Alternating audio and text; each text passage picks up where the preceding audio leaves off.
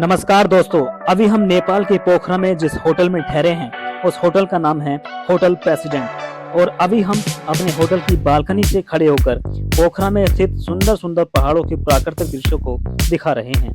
इन्हीं सुंदर पहाड़ों के बीच में बसा है नेपाल का ये अद्भुत शहर जिसका नाम है पोखरा।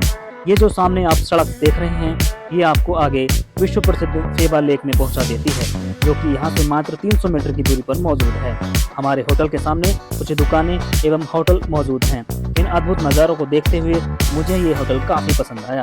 अगर आप भी पोखरा आते हैं मैं आपको ज़रूर रिकमेंड करूँगा कि आप भी इसी होटल में ठहर सकते हैं। तो चलिए मैं आपको अपना रूम टूर कराता हूँ। रूम आपको काफ़ी नीट एंड क्लीन मिल जाता है। रूम में आपको एक डबल बेड एवं एक सिंगल बेड मिल जाता है। वैसे पोखरा में 12 मास ठंड पड़ती है तो आपको एसी रूम लेने की आवश्यकता नहीं है। रूम में एक आपको टेलीफोन मिल जाता है। अगर आपको किसी भी चीज़ की आवश्यकता है तो बेहिचक मांग सकते हैं। रूम में एंटर करते ही लेफ्ट कॉर्नर पर बाथरूम एरिया मिल जाता है और इस रूम का चार्ज है नेपाली 1200 रुपये, मतलब इंडिया के 800 रुपये। तो चलिए एक्सप्लोर करते हैं पोखरा को। मेरी एक आदत है, मैं जब भी किसी शहर को एक्सप्लोर करने की सोचता हूँ तो सबसे पहले मेरे दिमाग में स्कूटी रेंट पर लेने का ख्याल आता है। तो हम आए हैं एक शॉप पर। ये जो आप स्कूटी देख रहे हैं इसकी मालिक से काफ़ी बार्गेनिंग करने के पश्चात वे 1500 रुपये में 2 दिनों के लिए रेंट पर देने के लिए राजी हो गए। ऐसे मुझे एक दिन के 1500 रुपये बताए गए थे। तो मैं आपसे भी कहूँगा कि जितना हो सके आप भी बार्गेनिंग कीजिए और मेरी तरह एक वीडियो अपने फ़ोन में बना लीजिए जिससे आपको स्कूटी रिटर्न करते समय कोई परेशानी ना हो। तो चलिए करते हैं एक्सप्लोर पोखरा शहर को। गुड मॉर्निंग दोस्तों, मेरा नाम है Sachin Kumar. Welcome back to my YouTube channel travels with Sachin.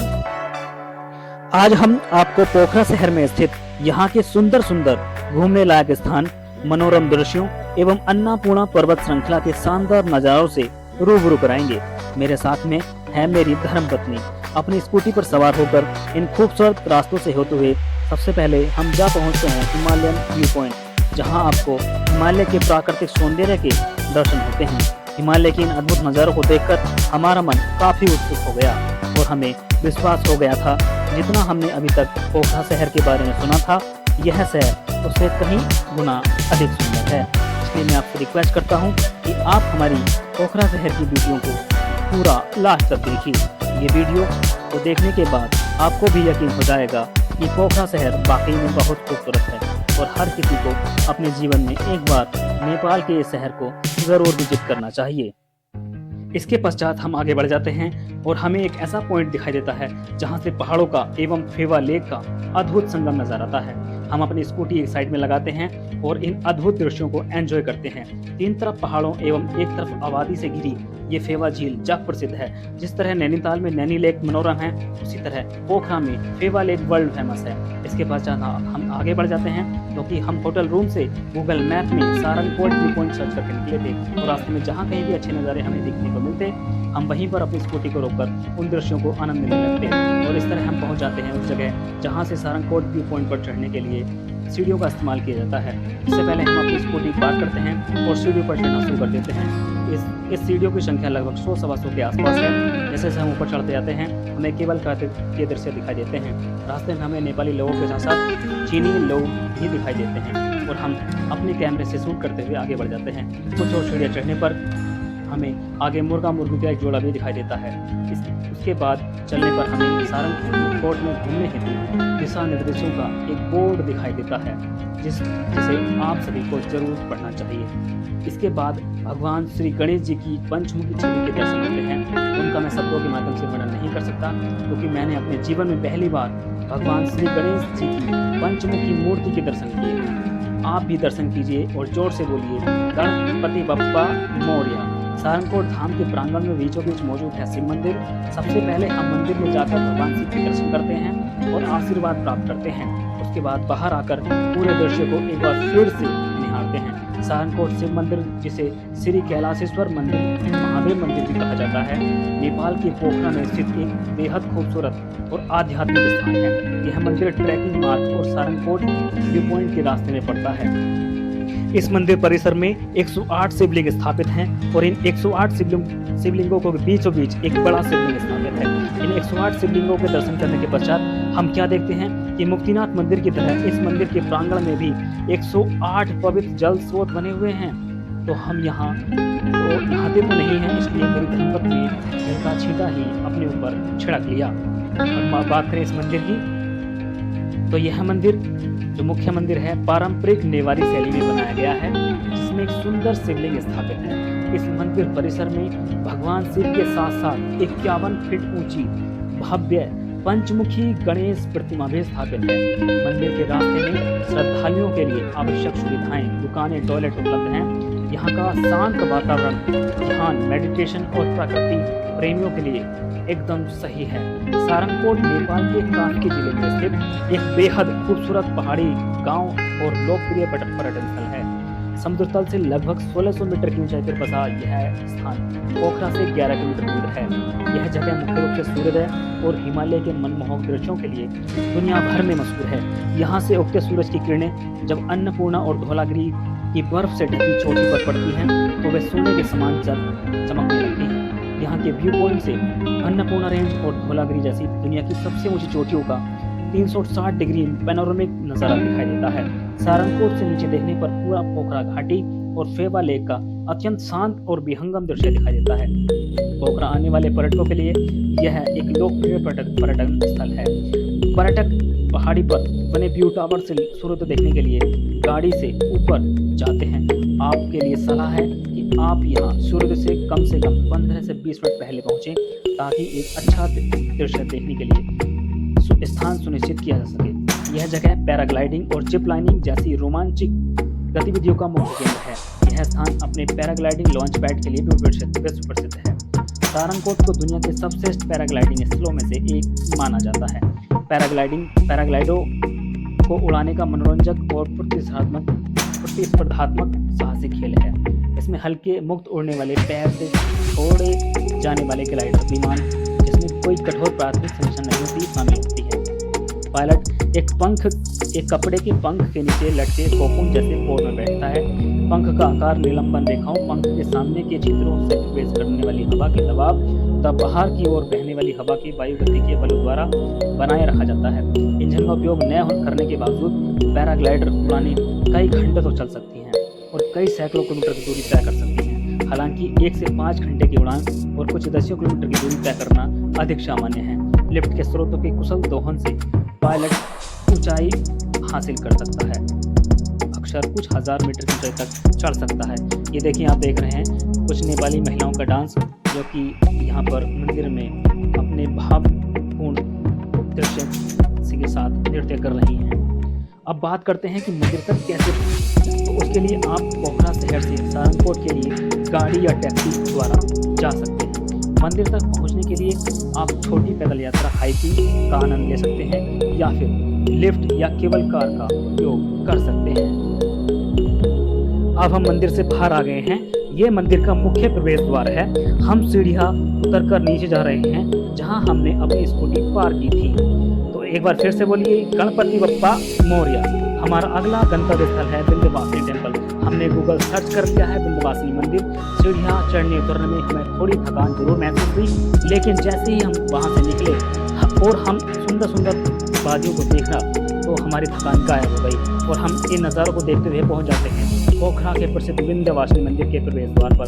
प्रवेश द्वार में प्रवेश करते ही कुछ शॉप्स बनी हुई हैं, तो हम एक शॉप से प्रसाद ले लेते हैं और रास्ते से होते हुए पहुंच जाते हैं मंदिर के मुख्य प्रवेश द्वार की सीढ़ियों पर।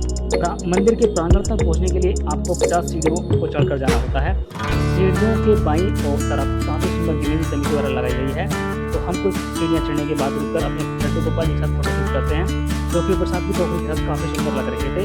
इसके बाद हम मंदिर में प्रवेश कुछ सीढ़ियाँ चढ़ जाते हैं। प्रवेश करते ही इसमें एक बैनर दिखता है जिसमें नेपाल के विशेष पर्व और उनके दिनों के बारे में लिखा होता है। आगे एक और बैनर दिखता है जिसमें मंदिर में प्रवेश करते समय पालन करने वाले नियमों के बारे में लिखा होता है। हम उन नियमों को पढ़ते हैं और आगे देखते हैं तो एक और बैनर दिखता है जिसमें मंदिर परिसर में शनिदेव की स्थापना के बारे में जानकारी दी होती है। ये पढ़ने के बाद जैसे ही मंदिर की ओर देखने लगते हैं, हमें कुछ अंग्रेज लेडीज दिखाई पड़ती हैं। फिर हम आगे मंदिर में दर्शन के आगे बढ़ जाते हैं और माता विंध्यवासिनी जी के दर्शन करते हैं और प्रसाद चढ़ाते हैं। नेपाल के पोखरा शहर में स्थित विंध्यवासिनी मंदिर यहाँ के सबसे पुराने और प्रमुख हिंदू मंदिरों में से एक है। यह मंदिर देवी दुर्गा के अवतार माँ भगवती को समर्पित है, जिन्हें पोखरा शहर की संरक्षक देवी माना जाता है। इस मंदिर में माँ दुर्गा की कोई मानव जैसी मूर्ति नहीं है, बल्कि उन्हें एक पवित्र और शुभ शालिग्राम के रूप में पूजा जाता है, जो मुख्य रूप से शाली गंडकी नदी से प्राप्त होता है। यह मंदिर समुद्र तल से लगभग 3000 फीट की ऊंचाई पर एक छोटी पहाड़ी की चोटी पर स्थित है। मुख्य मंदिर पारंपरिक पैगोडा शैली में बना है और इसका रंग सफेद है। इसके शिखर पर सोने की परत चढ़ाई गई है। इस मंदिर परिसर में मां विंध्यवासिनी के अलावा भगवान शिव, हनुमान, सरस्वती और गणेश जी के छोटे मंदिर भी मौजूद हैं। शिव मंदिर के सामने एक बड़ा त्रिशूल स्थापित है। विशेष रूप से दशहरा, नवरात्रि और तीज के त्योहार पर यहाँ भारी मात्रा में भक्त दर्शन के लिए आते हैं। हमने यहाँ एक नेपाली शादी देखी जिसमें मात्र 50 नेपाली लोग शामिल थे। इस शादी ने हमारा काफी ध्यान आकर्षित किया, क्योंकि न तो इस शादी में दान दहेज था और न ही खाना खिलाना। अगर कोई थे तो वे थे कुछ गिने चुने सगे संबंधी और मेहमान।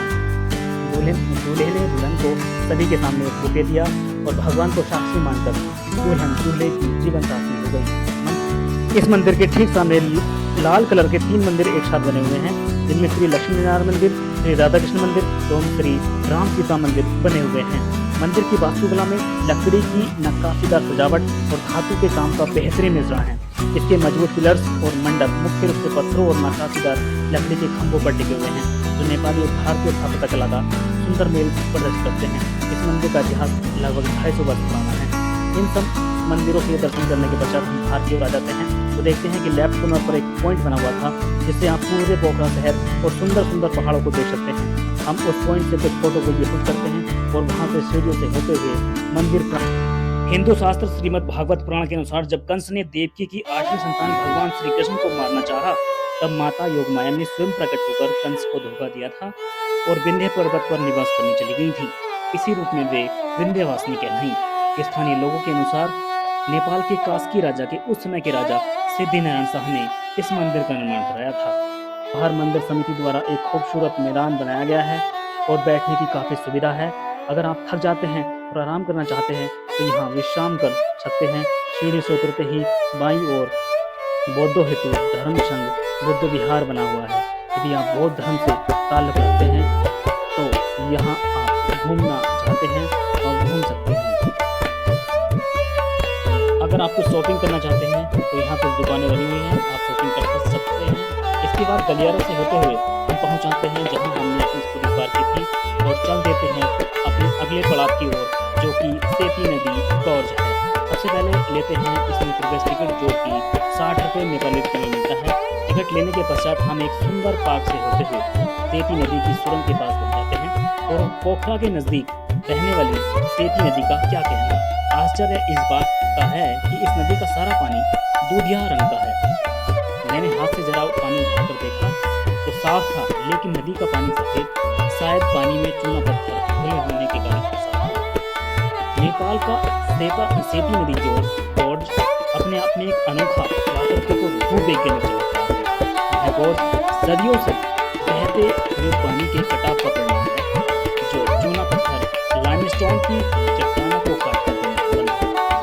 इस गॉर्ज से बहने वाली सेती नदी को दूधिया नदी भी कहा जाता है, क्योंकि इसमें घुले हुए चूना पत्थर के कारण इसका पानी दूध जैसा सफेद होता है। पोखरा शहर में यह नदी जमीन के नीचे लगभग 80 मीटर या 260 फीट से भी ज्यादा गहराई से पानी करती है। कई जगहों पर यह गॉर्ज इतना संकरा है कि नदी पूरी तरह से आंखों में ओझल हो जाती है। इस क्षेत्र के इतिहास में भू हलचल और बाढ़ का महत्वपूर्ण योगदान रहा है। बारे में सेती नदी में भारी गाद, चट्टानों और पत्थरों के साथ भयानक बाढ़ आई थी, जिससे इसके प्रभाव और आसपास की भौगोलिक संरचना में भारी बदलाव आया था। पोखरा में स्थित यह गॉर्ज पर्यटकों के लिए एक प्रमुख आकर्षण का केंद्र है। KI सिंह पुल और पृथ्वी चौक जैसी स्थानों से पर्यटक इस गहरी और रहस्यमय खाई को आसानी से देख सकते हैं।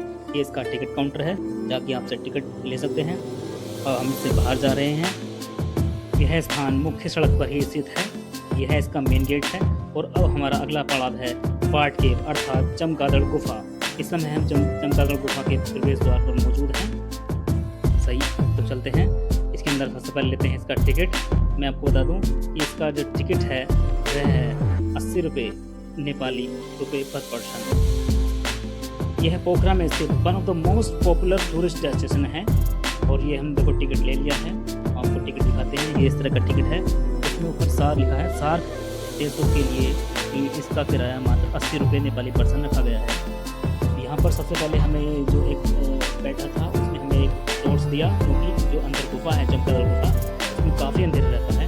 और देखिए ये चारों एक जंगल से घिरा हुआ है और इसमें काफ़ी अच्छी गिनी हुई है।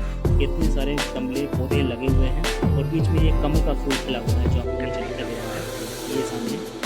और ये जो पॉइंट है ये एग्जिट गेट है और इसके जस्ट आगे एक एंट्रेंस गेट है।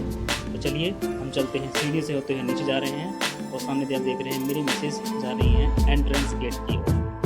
यहाँ पर शाम के समय काफ़ी मात्रा में लोग यहाँ आते हैं। आप देखिए निर्देश लिखे हुए हैं, डू रिसर्च ऑन पार्ट्स, इस तरह से कुछ नेपाली भाषा में लिखे हुए हैं और लिखा है बैट्स और ममल्स। पार्ट केव, जिसे नेपाली भाषा में चमेरे गुफा भी कहा जाता है, नेपाल के पोखरा के कास्की जिले में स्थित यह एक बेहद रोमांचक और संकरी गुफा है और लोकप्रिय चूना पत्थर लाइमस्टोन से बनी ये गुफा है। गुफा का अंदरूनी हिस्सा अंधेरा में और फिसलन भरा है और नमी से युक्त है, जिसे पार करने के लिए आपको फिसलन भरे तंग रास्तों से होकर गुजरना पड़ता है। गुफा में प्रवेश करना जितना आसान है, बाहर निकलना उतना ही रोमांचक है। बाहर आने के लिए पर्यटकों को चट्टान के बहुत ही संकरे और छोटे रास्तों से रेंगकर बाहर आना पड़ता है। हालांकि रोमांच पसंद करने वाले पर्यटक पूरे रास्ते की जांच करते हैं। देखिए मेरे हाथ में टॉर्च है, ये लड्डू को लेकर गुफा के अंदर प्रवेश करना है। आपको सामने दिख रहा होगा कि गुफा के अंदर भयानक ये हाथ में टॉर्च है। आप जो आपने टिकट लिया है 80 रुपये का, वो उसमें ये टॉर्च भी आपको देते हैं, जिससे आप अंधेरे में चमगादड़ों को दीवारों पर जो चिपकी हुई रहती हैं, बड़ी बड़ी चमगादड़ें होती हैं, उनको आप आसानी से देख सकें। आपके पास टॉर्च रहेगी, आप अच्छी तरह से उसको कर पाएंगे। देखिए पानी हमसे टपकता रहता है। ध्यान से और अगर आप नीचे चलिए, ये देखिए एक नेपाली महिला अपने बच्चे के साथ इसी रास्ते से वापस आ रही है, ना कि एग्जिट गेट से, क्योंकि एग्जिट गेट बहुत ही संकरा रास्ता है। इतना मैंने वहाँ निकलने की कोशिश की थी पर मैं निकल नहीं पाया, इसलिए ज़्यादातर टूरिस्ट इसी रास्ते से, जो एंट्रेंस गेट है, इसी रास्ते से एग्जिट आते हैं। ये देखिए लिखा है वे टू केव। रोमांच पसंद करने वाले पर्यटक पूरे रास्ते की जांच करते हैं, लेकिन कई पर्यटक मेरी तरह केवल चमगादड़ों को देखने के बाद वापस लौट आते हैं। यह स्थान पर्यटकों हेतु पोखरा में देखने एवं घूमने लायक प्रमुख आकर्षणों में से एक है। इस स्थान की खोज सन 1983 में हुई थी। इस गुफा में एक एंट्रेंस गेट और एक एग्जिट गेट है। यह गुफा एक जंगल से घिरी हुई है। महेंद्र गुफा इस गुफा के नजदीक में मौजूद है। यह गुफा यू शेप्ड में बनी है। इस गुफा में विंटर मंथ्स में चमगादड़ों की 18 से ज़्यादा प्रजातियां मौजूद है। यह गुफा अपनी दीवारों और छत पर रहने वाले थोड़े ही लाल आकार के चमगादड़ों के आवाज़ के लिए प्रसिद्ध है। अभी तो हम गुफा में नीचे की ओर ही जा रहे हैं। यह गुफा लगभग 15 मीटर ऊंचाई की है। आप देखिए इस तरह से हमारे सामने, हमारे आगे थोड़ा भी आगे और हम लगभग पहुँच गए में। आप भी देखिए हमारे साथ जुड़े रहिए। इस रोमांच भरी यात्रा से चमगादड़ों से भरी हुई छत। दोस्तों हम आपको दिखाएंगे चमगादड़ों से भरी हुई छत। चमगादड़ छत पर लगे आप भी देखिए।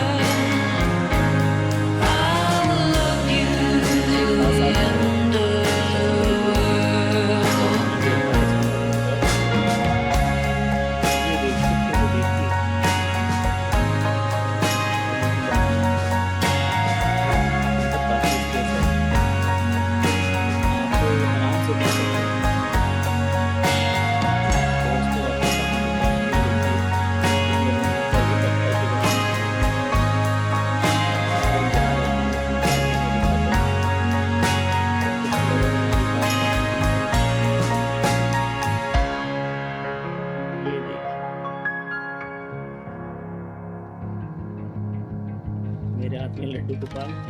अब लोग आगे जाने की कोशिश कर रहे हैं, जो एग्जिट गेट है उस तरफ जाने की कोशिश कर रहे हैं। हम भी इनके पीछे पीछे जा रहे हैं। ये देखिए कुछ चढ़ाई है, अब चढ़ाई चढ़नी पड़ेगी। रास्ता थोड़ा कीचड़ भरा है, थोड़ा गीला है, तो बहुत संभल के चढ़ना होगा। आगे आगे मेरी धर्मपत्नी है, पीछे पीछे मैं हूँ। तो अब टॉर्च मेरे के हाथ में है, मेरे हाथ में कैमरा और लड्डू गोपाल जी हैं। ये पीछे वो रास्ता है जहाँ से आए थे। आगे इतना संकरा रास्ता है कि आप वहाँ से निकल ही नहीं सकते। हम ऊपर गए, लेकिन हमने देखा कि वहाँ पर निकलने का रास्ता ही नहीं था। ट्रेन पर निकलते तो ही निकल पाते, तो वहाँ हमारे कपड़े खराब हो जाते। इसलिए हमने इसको अवॉइड किया, क्योंकि कोई भी हमने एग्जिट गेट की तरफ निकलता नहीं देखा। इसलिए हम भी वापस आ जा रहे हैं एंट्रेंस गेट से, जिस गेट से आए थे उसी गेट से वापस चढ़ रहे हैं सीढ़ियों पर। आप देख रहे हैं कुछ पर्यटक, काफ़ी मात्रा में पर्यटक, संख्या पर्यटक आ रहे हैं। इसमें लेडीज़ भी हैं, जेंट्स भी हैं, बच्चे भी हैं। और हम लगभग बाहर से रोशनी दिख रही है, थोड़ा हम बाहर निकल रहे हैं। तो दोस्तों ये एक्सपीरियंस बहुत ही गजब का था। रोमांच भरी यात्रा थी। डर भी था कि जंगल आकर छिपकना है, जान निकल जाएगी। इसमें लिखा भी है जंगल को ना छेड़े। ये देखिए पूरा नीचे अंदर जाके है, ये मेरे पीछे पीछे रह गई है।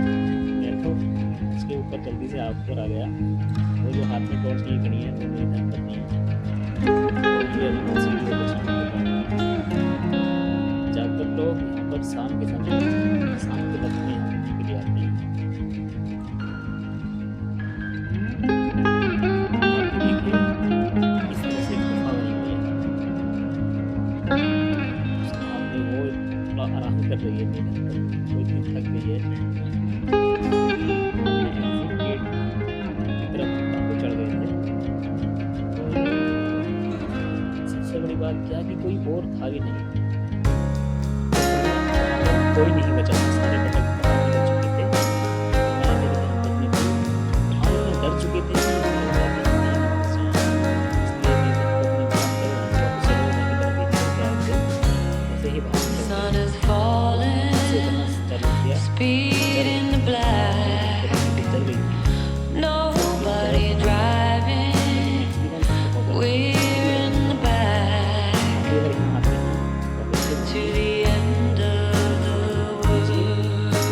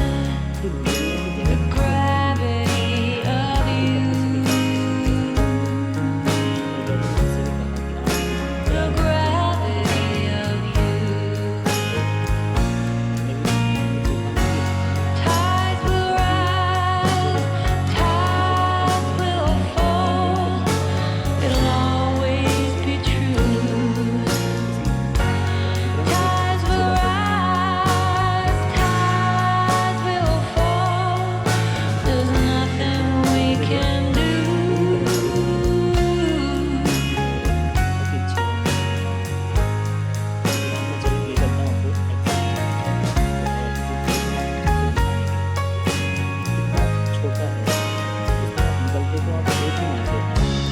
How many suns सिर्फ इतनी सी जगह है ये, we don't know. बताइए बहुत आगे निकल गई। A supernova tells us when we have to go.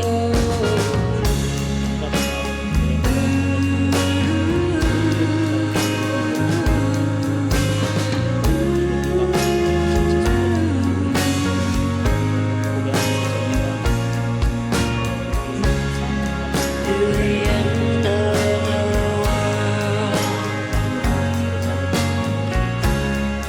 To the end of the world. To the end of the world. I will love you to the end of the world.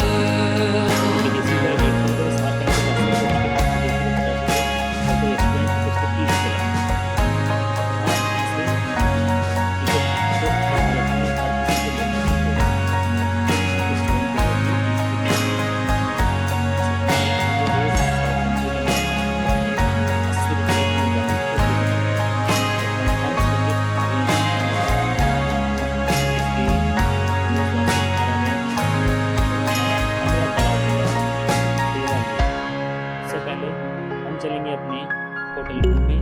मैं आपको hotel room की एक video से फिर दिखाता हूँ, बाहर से दिखाता हूँ। पहले मैं सुबह दिखाया था आपको, वो आपको अपना रूम दिखाया था, होटल रूम का टूर कराया था।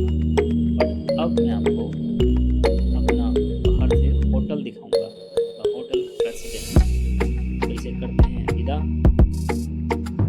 विदा चमगादड़ गुफा, चमेरे गुफा, विदा ये वादियाँ, विदा ये आप शॉपिंग करना चाहते हैं तो आप यहाँ से शॉपिंग कर सकते हैं। यहाँ पर काफ़ी संख्या में शॉप्स हैं और यहाँ पर काफ़ी खाने पीने का सामान और कपड़े वगैरह सब कुछ मिल जाता है। लेकिन है थोड़ा महंगा। आप देखिए, एंजॉय कीजिए।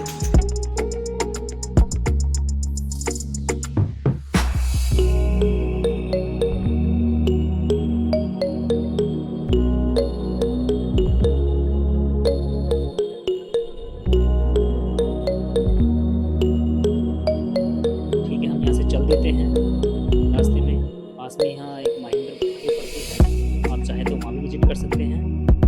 यहाँ एक आगे चौराहा है, उससे लेफ्ट जाने पर महिंद्रा गुफा पड़ती है।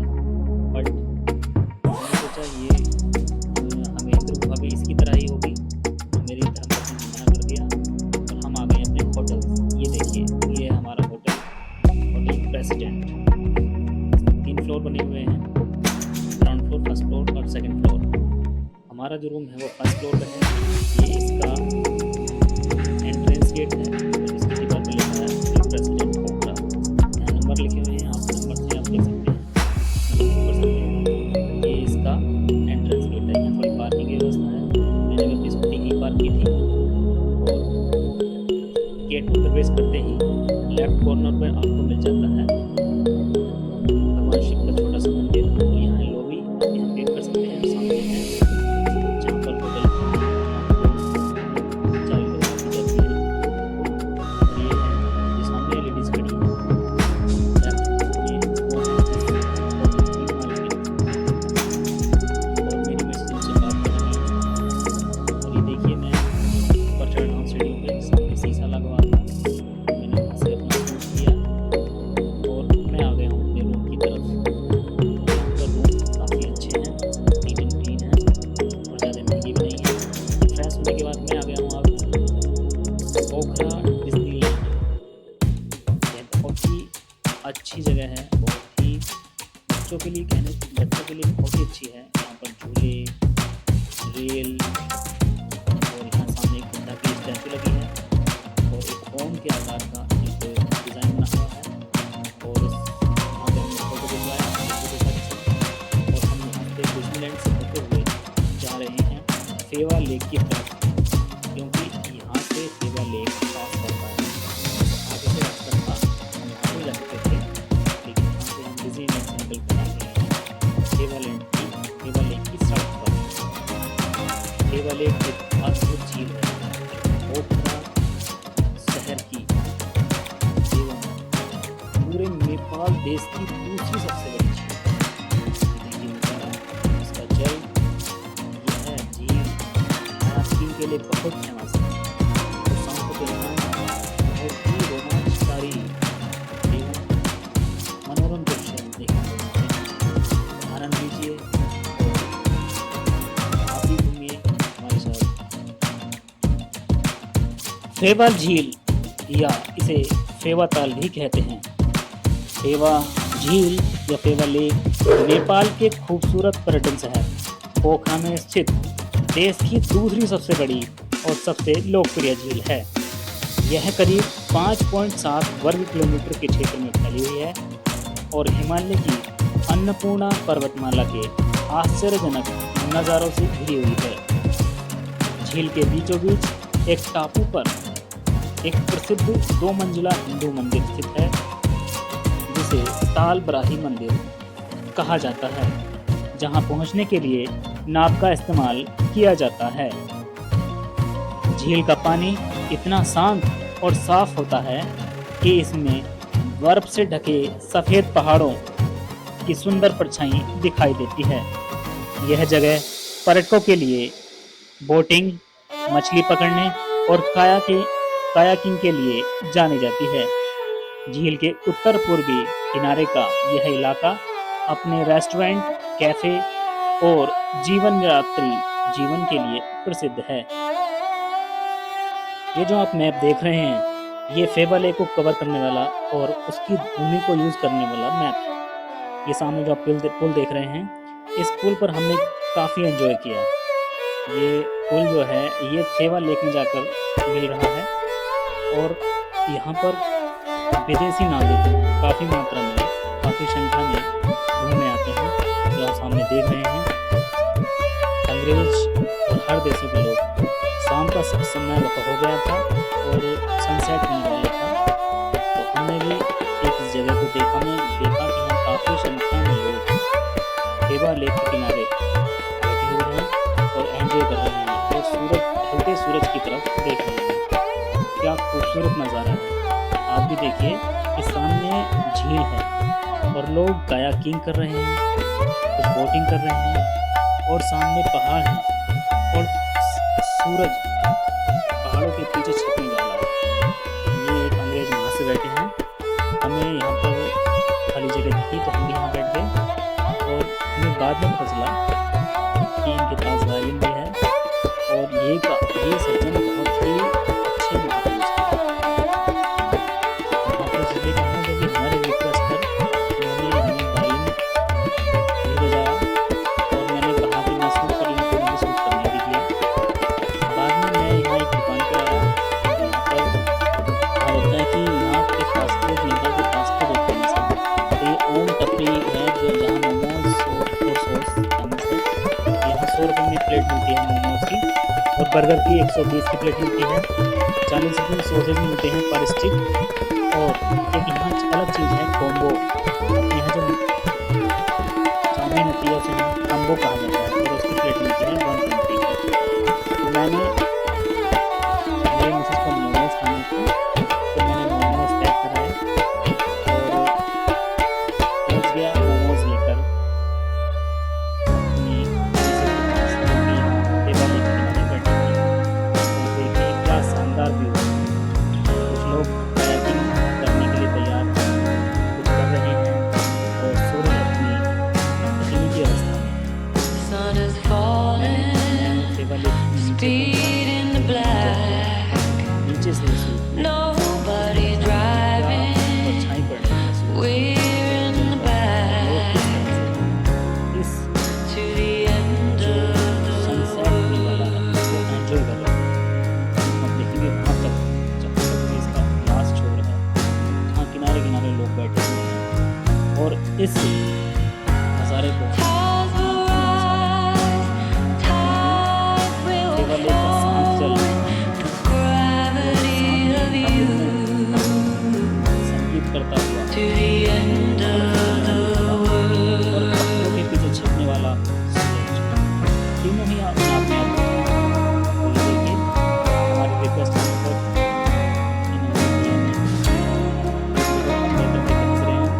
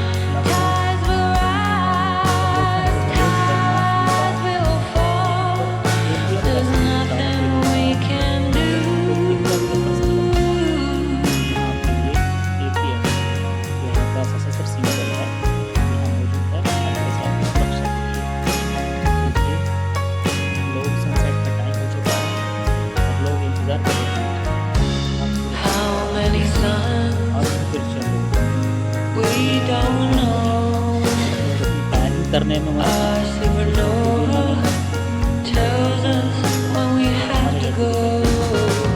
एंजॉय करते हैं। दिवाली का नज़ारा आप भी एंजॉय कीजिए, फोटो को देखिए, पिक्चर को देखिए, ये हमें अलग तरह की हम बोर्ड देखिए और इस तरह से To the end of the और to the end of the लकड़ी की सफाई to the end of the जो कायाकिंग करने I वाले will love you to the end of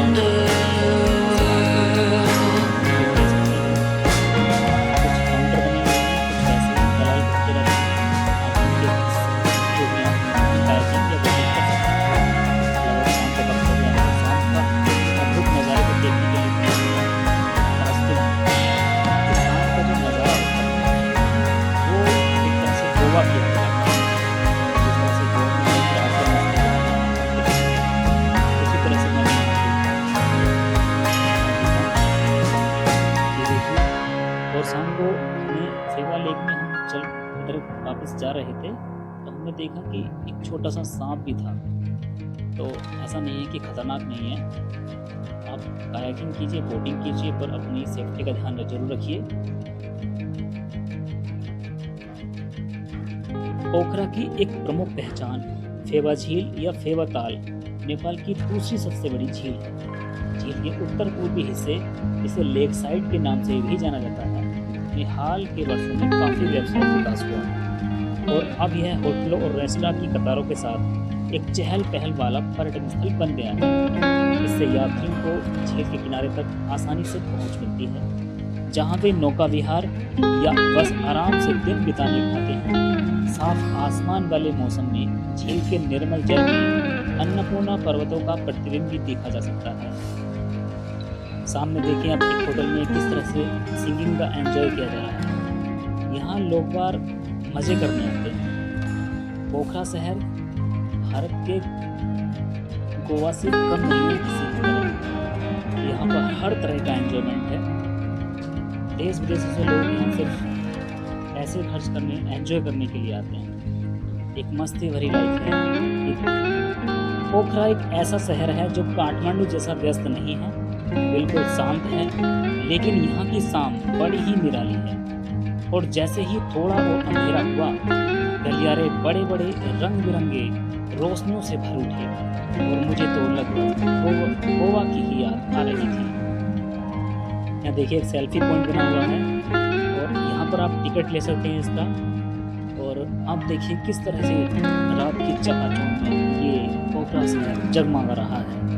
ये देखिए यहाँ एक जुआ खेला जा रहा है और अंग्रेज किस तरह से यहाँ जुआ खेल रहे हैं और सट्टेबाजी पर पैसा लगा रहे हैं। ये एक छोटा बालक है, इसने कुछ डाइस छिपा दिए हैं और ये देखिए अंग्रेज पैसा लगा रहे हैं और जिसका डाइस आ गया उसको पैसा मिल जाएगा। ये देखिए किसी का नहीं आया और इस लड़के ने सारे पैसे अपने पास रख लिए।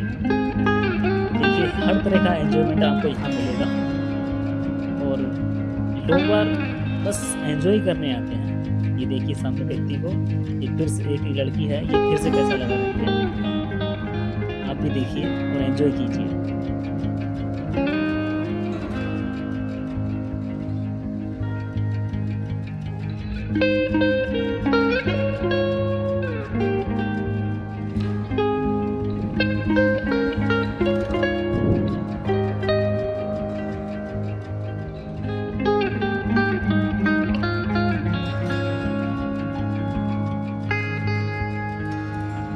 यहाँ से कुछ आगे चलने के पश्चात हम अपने उसी जो पोखरा डिज्नीलैंड था उसी रास्ते पे वापस आ गए हैं, क्योंकि शाम के लगभग 8 बज चुके थे। और देखिए यहाँ पर ये गेम चल रहा है, कुछ बच्चे गेम खेल रहे हैं। आप इस गेम से भली भांति परिचित होंगे और ये अक्सर लोग खेला करते हैं। देखिए वहाँ पर आ गए हैं जहाँ स्टार्टिंग में एक पॉइंट था जहाँ पर दिल के आकार का पॉइंट बना हुआ था और यहाँ स्टार्ट। तो ये था हमारा पोखरा शहर में पहला दिन, जिसमें हमने सबसे पहले हिमालयन व्यू पॉइंट देखा, फिर सारंगकोट, विंध्यवासिनी मंदिर, सेती नदी गोर्ज, चमगादड़ गुफा और अंत में अब फेवा लेक का सनसेट। फेवा लेक में स्थित तालबराही मंदिर तथा पोखरा की नाइट लाइफ एवं साथ में पोखरा डिज्नीलैंड एंजॉय किया। अब हम जाते हैं अपने होटल। कल हम फिर से पोखरा के बचे हुए प्लेसेस कवर करेंगे, जिसके लिए अलग से पोखरा भाग 2 के रूप में आपको एक वीडियो देखने को मिलेगी। आई होप आपको ये वीडियो पसंद आया होगा। पसंद आया तो लाइक कीजिए, सब्सक्राइब कीजिए। मिलते हैं कल फिर अगले एक वीडियो में। धन्यवाद। See you soon. Thank you so much. बने हो हमारी वीडियो में।